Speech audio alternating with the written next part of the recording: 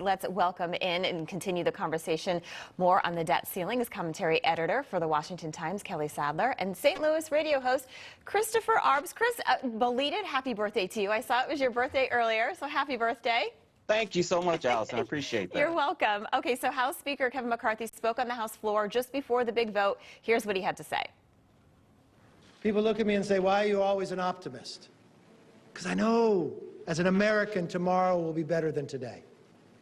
I had to be an optimist that every day I woke up and said, maybe today the president would change his mind. Maybe today he'd want to put the country first. Maybe today he'd want to meet. But he never did.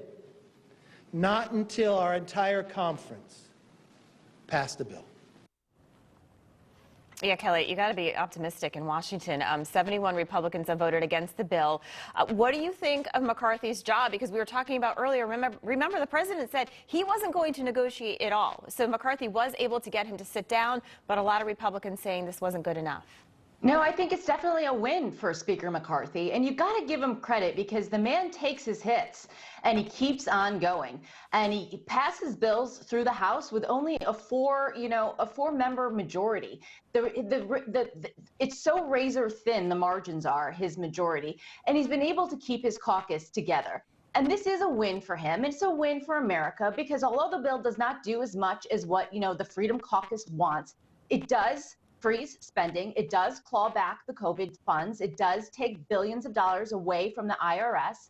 And just like you said, Allison, President Biden said that he wasn't going to negotiate at all. Hakeem Jeffries said that any work requirements on food stamps was a red line. And ultimately, they capitulated, they gave in, and there is going to be an appropriations process where if the House doesn't do its job and doesn't claw back some of this spending and appropriations, there's going to be a freeze on spending. It's going to go into sequester, and that's ultimately what got Thomas Massie on the bill. You had Marjorie Taylor Greene rallying for the bill, and I think that Speaker McCarthy's House leadership is intact and will remain intact. So Lawrence O'Donnell on MSNBC says the Democrats are the ones victorious on this bill and not the Democrats. Listen here. Republicans voted against it, and only 46 Democrats voted against it.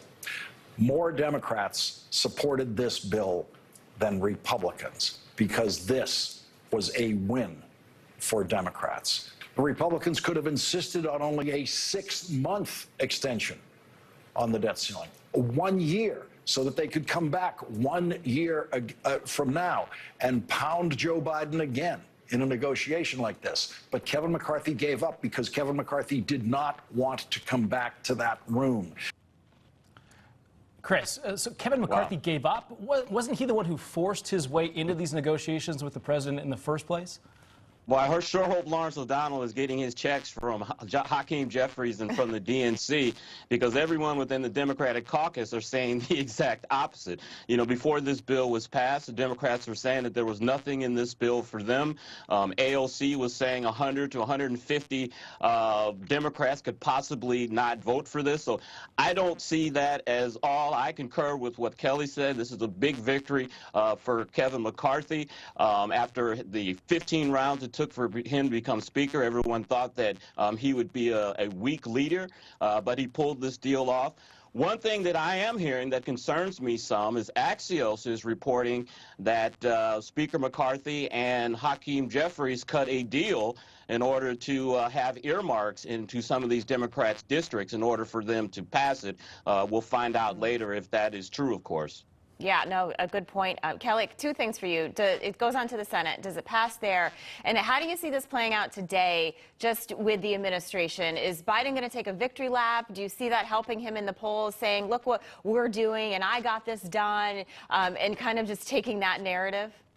Well, the Senate is going to pass it quickly. Chuck Schumer's already whipping votes, and McConnell said that he's going to work with Schumer to get it passed. We've already seen Mike Lee kind of capitulating, as well as Rand Paul saying, as long as there's an appropriations process and that goes through regular order, we can cut back spending that way. So I think that that is a positive. It will get passed through the Senate speedily. President Biden will sign the bill, and he will take a victory lap. He's going to try to spin this in his favor, just like we saw Lawrence O'Donnell doing for him, using the White House talking points. But I think the bottom line is the fact that Democrats and President Biden said that they would not come to the negotiating table. They wanted a clean debt ceiling passed without any cuts to spending, and they ultimately capitulated and cut spending and put work requirements on for food stamps, clawed back the COVID funds. They went to the negotiating table with the Republicans and are the ones that caved here. Yeah, absolutely. So Ron DeSantis is in Iowa once again, and he'll be in New Hampshire again today. Let's listen here. The reports say that the Chris Christie is also going to announce next Tuesday, and now former Vice President Mike Pence is also going to join the race and announce next week in Iowa. So Chris, back to you. Does this bigger crowd help former President Trump like it did in 2016, or is this going to kind of water down the field a bit more? Oh, most definitely. I mean, with Pence and Christie getting to the race, I think that brings us up to about 7 or 8 people in the race. This definitely helps Donald Trump.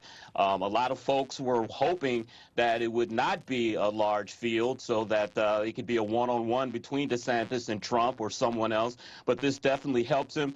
DeSantis and Trump will be in Iowa this weekend. I think this will officially kind of kick off the campaign, and it'll be interesting to see the both of them go after each other.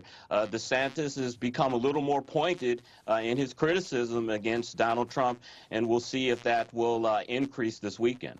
Yeah, I can't imagine, months down the road how this is going to play out. Kelly, I mean, so much can happen. Trump's leading in the polls, but in 2016, he started at 1%. So do you think somebody, like Ron DeSantis or Nikki Haley can do what Trump did and just move up in the polls and then have things completely change around? Yeah, I mean, at this time in 2016, Jeb Bush was the front runner. Yeah. He had $100 million and his campaign was taking off. President Trump hadn't even announced that he was getting into the race at this time in 2016. So yes, Allison, anything can happen. But I just feel like there is a sentiment out there that, Washington is corrupt. They need an outsider to do the job. President Trump was cheated out of 4 more years, and that the electorate wants him back in office. Come 2024. I feel that the anti-establishment buzz is as strong as this year as it was in 2016. I agree. Great points. Kelly Sadler, Chris Arps, thank you so much. We'll see you again at the top of the hour.